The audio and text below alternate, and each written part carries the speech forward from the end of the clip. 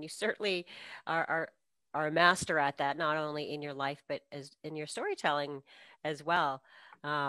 Which I just love this book, Mocassin Square Gardens, your collection of short stories about people of Denenda. Denenda, is that how you say it? You're Denenda? close. Denendeh, Denendeh, Denendeh. Denendeh, Denendeh, home of land the of the Chicho. people, Denendeh. Yes. Yeah. So in these 10 stories, we'll read about in-laws, outlaws, common laws, shamans, time traveling warrior goddesses, and man babies. Man Wow. babies. Ah, man, I just love this book, bro. It's so beautiful. It's so Thank you. beautiful. And of course, there's always some, bit of truth that you weave in about your own life, maybe your own family's stories. So, how much of yourself made it in this collection?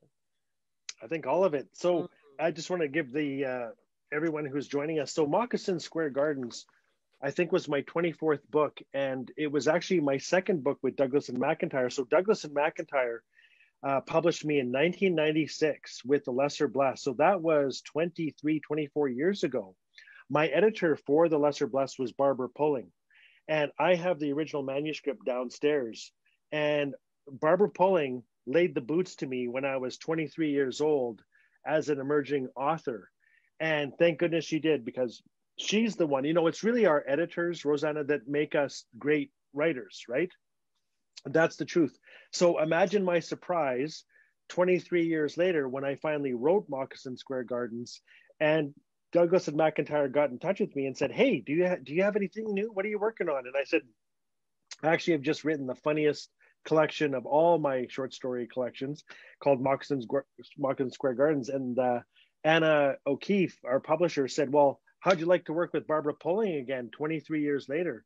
And I said, "Absolutely." So I couldn't have written Moccasin Square Gardens. We couldn't have created the magic in this collection had it not been for Barbara Pulling and Cheryl Cohen. They were my editors. They laid the boots to me for over a year, and they really helped me hone and bring out the humor and the celebration. So I'm grateful to them. I'm grateful to Douglas and McIntyre, to Anna Comfort O'Keefe, my publisher, and my auntie Tessa did the cover.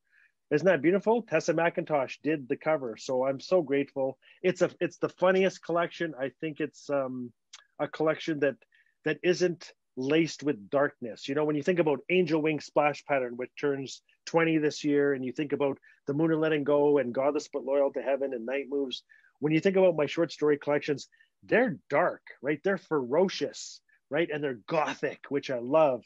But with Moccasin Square Gardens, I realized I've done the darkness. I've you know what I mean? I've submerged my characters in so many seasons of terror and pain, right? And it's great storytelling. It's wicked storytelling. I have no regrets.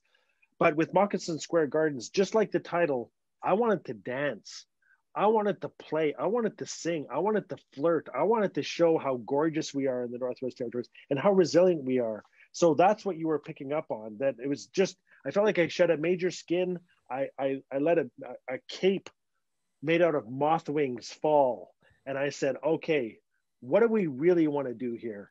Let's have some fun. And that's what Yeah. Moccasin Square, and I think that's what the readers are picking up on, because, Indigenous literature has come through such incredible darkness, as it needed to be. But you're noticing now with Tennille Campbell and Don Dumont and Drew Hayden Taylor, there's a dancing, there's a celebration that's happening. And I'm excited. I can't wait to see where Indigenous literature is going next. I'm really excited.